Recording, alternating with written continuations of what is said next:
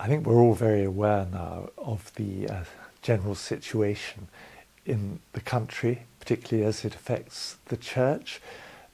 Public worship has been closed altogether. We've said that churches can be open and need to be open for private prayer, but that really does mean private prayer, I'm afraid, rather than any kind of gathering of people for worship together. And we've just heard yesterday that schools, all our schools, including the church schools, will be closed as from Friday.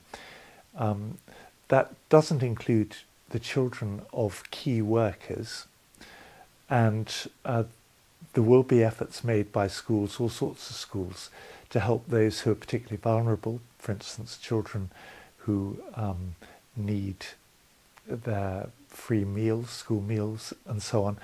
But for the most part, our schools will be closed as from the end of play on Friday. And in all of this, drastic though it may seem, we are very closely following national advice. I'm the lead Bishop for Health. I've been quite involved with all of this on a national level. And we've been working very closely with the Chief Medical Officer and the Chief Scientific Advisor in the country, and trying to do exactly what the government has been instructing us to do. And part of the point of all that is to prevent the spread of the virus and hopefully save a very large number of lives. We had a very helpful letter which was issued yesterday by the two archbishops, which provides some of the sort of theological background to that. We've also got new guidance now on things like occasional offices, and I would like to draw your attention very much to the Church of England website for this, things like weddings and funerals. The website is regularly updated in the light of the latest advice and the latest situation, and it is really important that we follow the guidance that we're given, and we would regard it as irresponsible not to do so. This does create difficulties, for instance, in the case of both weddings and funerals, suggesting that there should be only a very small number of people actually attending such ceremonies. But we are suggesting that in the case of funerals, we can have a memorial service later on when the virus has run its course. And in the case of weddings, a future blessing and party on that occasion. And most people are responding very responsibly and well to that kind of suggestion. With regard to worship, we are also making sure that there are broadcast services that people can tune into. Radio Cumbria has been incredibly cooperative and helpful on this. So this coming Sunday, the 22nd of March, there will be a broadcast service from 8 o'clock to 9 o'clock on Radio Cumbria, part of the usual Sunday morning programme.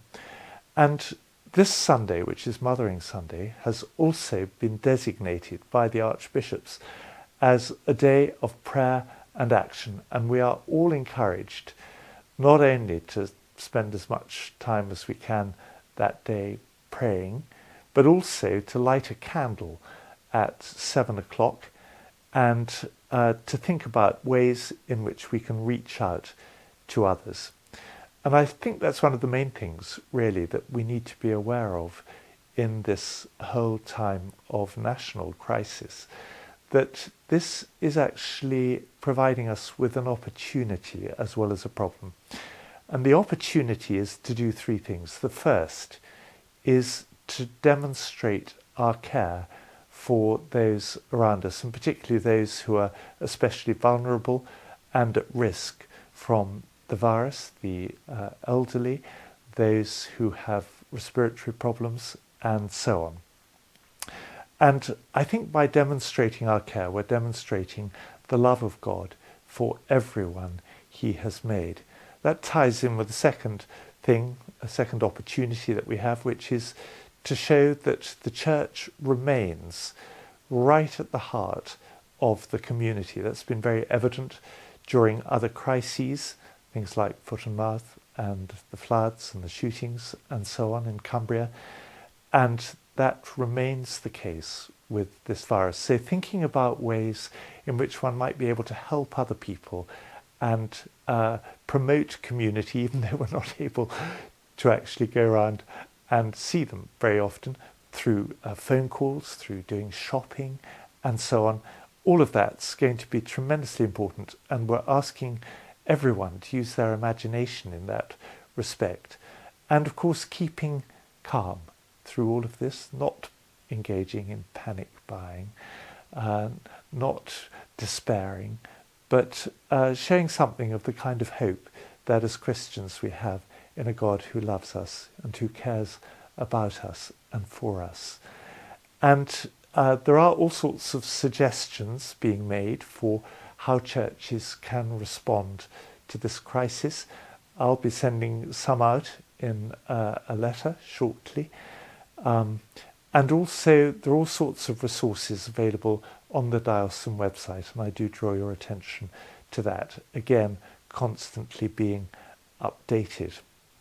So a real opportunity here for all of us, and of course also an opportunity, especially for those who are self-isolating under present circumstances, to engage more in prayer, in thinking about our priorities in life, in what really matters, to do some of that reading that perhaps we've been wanting to do for ages and haven't been able to, and for thinking about those who are particularly affected by all of this, not only those who've contracted the virus, but also those who are caring for them in hospitals and so on, and also those who are struggling because perhaps they've lost their jobs and employment as a consequence of what's going on. So the most important thing we can do in all of this is to pray. That perhaps goes without saying, but we need a constant reminder of the importance of prayer. And I do offer myself my warmest good wishes, my prayers, and my hope that we will emerge from this as a church and as a nation, as stronger in all kinds of ways, which at the moment we may not even begin to imagine. So may God bless you and your family very warmly and richly indeed.